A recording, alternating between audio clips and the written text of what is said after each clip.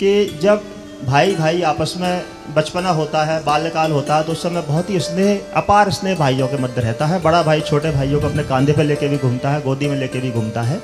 लेकिन कहाँ ऐसी हम शिक्षा नहीं दे पा रहे हैं, या कहीं ना कहीं ऐसे संस्कार हम नहीं दे पा रहे हैं कि वही भाई बड़े होकर आपस में एक संकुचित विचारधारा के चलते विघटित होते हैं और उनमें आपस में विवाद होते हैं, झगड़े होते हैं। और सारे, मुझे लगता है कि जो इस समय हमारे यहाँ प्रदूषण का जो माहौल है, सामाजिक प्रदूषण, वो सबसे बड़ी वजह यह है कि भाइयों भाइयों में आपस में मनमुटाव हो जाता है बड़ा होने के बाद। लोक व्यवहार में हमने ऐसा सुना है कि भाई भाई नहीं लड़ते हैं, पराए घर की कोई व्यक्ति प्रवेश कर जाता है, उसके बाद बंटवारा हो जाता है।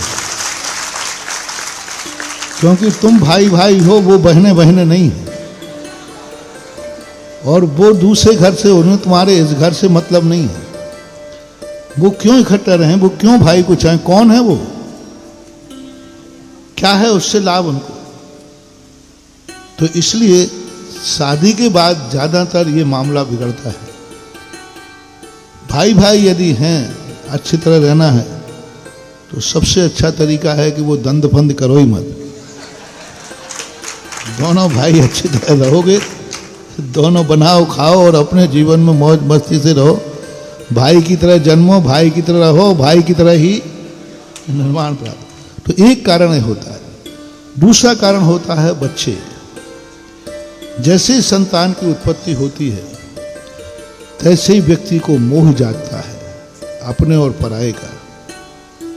और जैसे बच्चों की तरफ देखता है व्यक्ति, तैसे उसको दिखता है कि अब बंटवारा कर लेना चाहिए, क्योंकि अन्यथा आगे जो संपत्ति है बच्चों को क्या देंगे।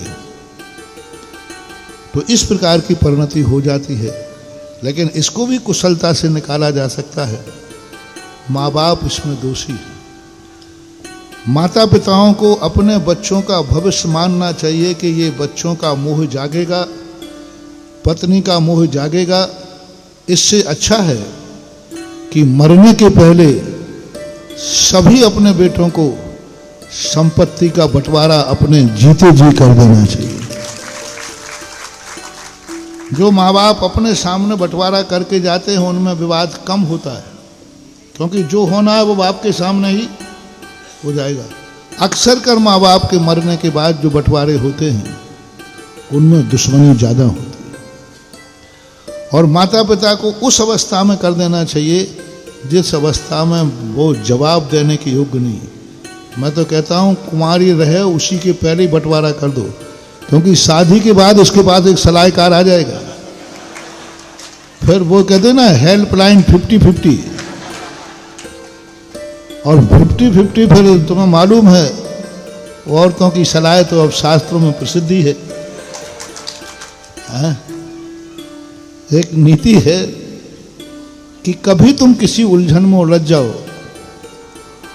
तो तुम्हें कोई रास्ता नहीं मिल रहा है, तो किसी स्त्री की सलाह ले लेना।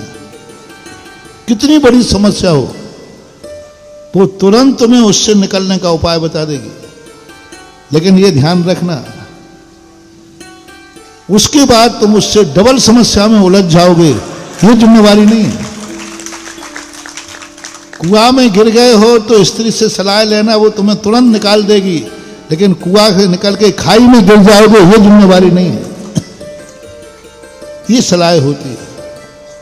और जहाँ इस प्रकार का वातावरण बन जाता है, तो लोग ऐसा कहते हैं कि विघटन वहाँ से शुरू हो जाता है। क्योंकि जहाँ सभी नारियों की तो नहीं कहूँगा मैं, क्योंकि कुछ अच्छी नारियाँ भी होती हैं। मैंने ऐसे घर भी देखे हैं जहाँ पर दो भाई लड़ते हैं और देवरानी जेठानी कहती है तुम दोनों को अलग होना तो हो जाओ, हम दोनों तो एक साथ रहेंगे। ऐसे घर का भी है।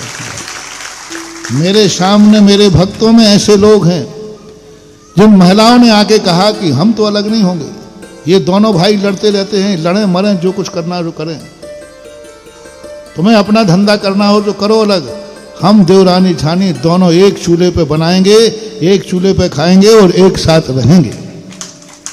ऐसी भी नारियां हैं, ऐसी बात नहीं।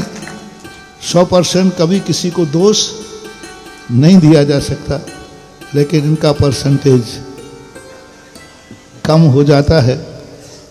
तो ये है, थोड़ा सा निस्वार्थ भाव आ जाए तो ये सारी व्यवस्थाएं टूट सकती।